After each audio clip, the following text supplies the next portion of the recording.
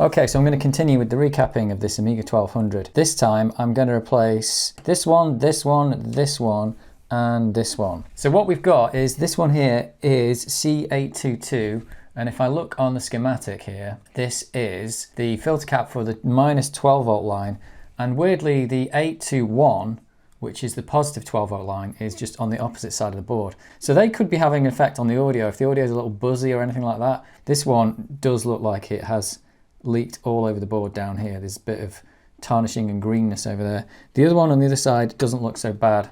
So these two I'm going to replace. This one here is, so this one is related to audio. This is the audio chip here. This is Paula. So that's U3 is Paula right there. So this is 306. Don't know what that one's doing, but it's related to the audio. And we've also got 307 up here, which is also related to the audio. So yeah, I'm just going to do these four. 1, 2, 3, 4. Then when I put it back together, I'll retest the audio and make sure all that works. So yeah, you can also have a look on PCB Explorer if you're looking for where these caps go, and you can actually look on here and see where this goes. Like that tells me that's the minus 12 volt line there. So I'll do this through-hole cap first, this one, but I don't know if you can see here, but these pins here are connected to this big ground plane, and these are quite tricky to get off just because I think you have to up the heat sometimes, but getting that one off might be reasonably tricky. So yeah, I'm going to attack that one first before I do the rest of the surface mounts. Right, so I'm just going to warm up the desoldering station to 330 degrees. I might go for a little bit more, seeing as it's got this ground plane on it. It's just those two pins there. Now I bet you I'm going to have trouble getting this cap off. So let's just give it a go and see if I can get this one off.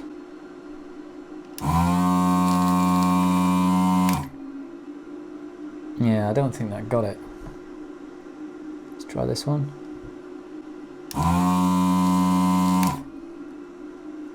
Oh no, that didn't melt anything. Let's go up to 350. Let me put some fresh solder on as well. Yeah, 325, my soldering iron can barely melt that. So that one seems to be alright, but the other one needs a lot more heat. Yeah, I think it needs even more than 350. Try 365. Oh yeah, that's better. So 330 is just not cutting it. So I'm going to go up to 360 on the desoldering station. So 330 is fine most of the time, but it depends on what you're desoldering. Oh yeah, that got a lot more of the solder out. Here we go with this big one. If you've got one side out, usually you can get a soldering iron on the other side and wiggle that out. I'm not sure if both sides are free yet. You see that's still got some solder in it, I think. So is that side. Let's give it another go.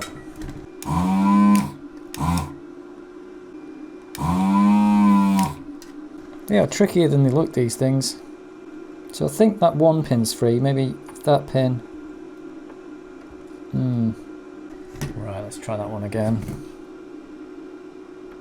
So I'm going to try 370. Here we go.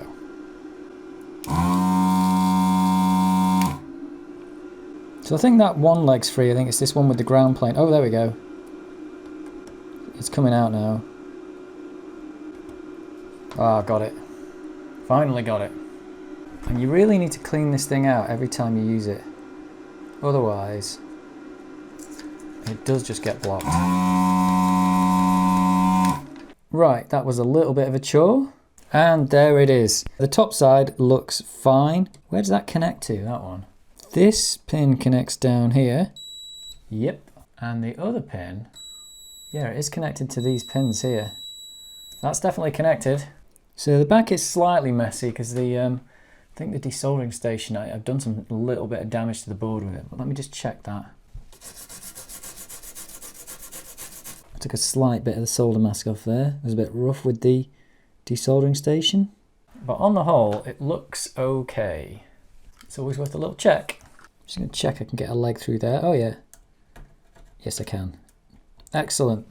Yeah, and I can see the solder mask isn't coming off here like it was in the previous video when it was all falling off. So this cap is probably just fine. Maybe we could give this a little test and see if it's good or not. Let's see what it thinks it is. 482 microfarad. There you go. It's a 470 microfarad cap. So that cap is probably still good. And the fact that there's no leaking on the board shows that it probably was still good. Since we're recapping this board, we're just going to do them all anyway. But that is a decision that you could make when you're doing these. Is like, well, these through-hole ones are good, so maybe I should just leave them there. I don't know. 470 microfarad, 16 volts. Let's just check. 16 volts, 470 microfarads. Okay. It's 105 degrees C rated though, apparently. Right, let's put it in the same way.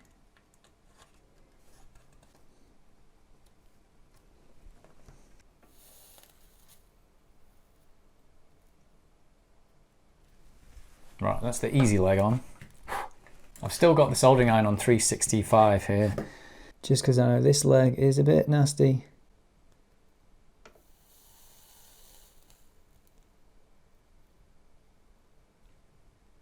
Just holding that one on a bit longer. Don't let the legs go flying. Right, I just mopped a bit of that flux up. Might give this board another test now, seeing as I've got all the equipment here to do it.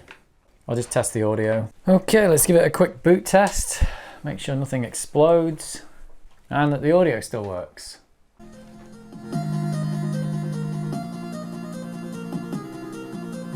Right, so that's a success, at least for that one cap.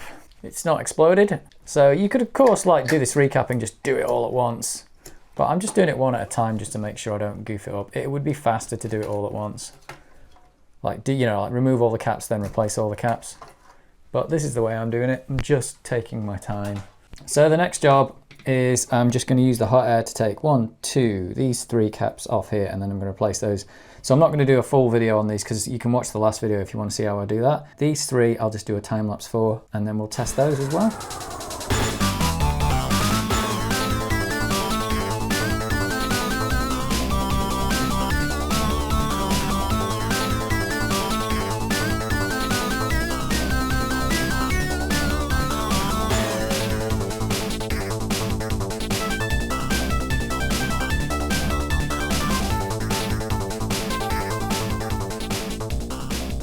Okay then, so those 3 surface mount caps have been replaced. This one, and this one. These should pretty much only affect the audio. The 12 volt line is used for other stuff, but for the test I'm going to do, it's going to be used for the audio. So I'll give this a boot. I've double checked everything's on the right way. I've given the capacitors the nudging to see that they're not falling off. All the board's been cleaned up. This one did stink particularly bad when it was taken off, so that one had definitely leaked. So here we go, the boot test. See what we get. Make sure nothing explodes. I think 12 volt might be used for the drive as well, actually. Well, the computer's on. Let's see if we've got audio. Yeah.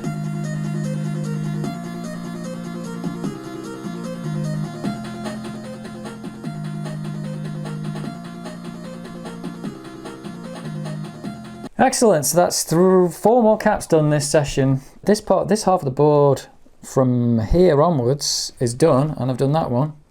So really, all I've got left to do is the power section over here, this one, and then I'm done. I'll do those in the next video. Might as well just do them all on video. What the hell.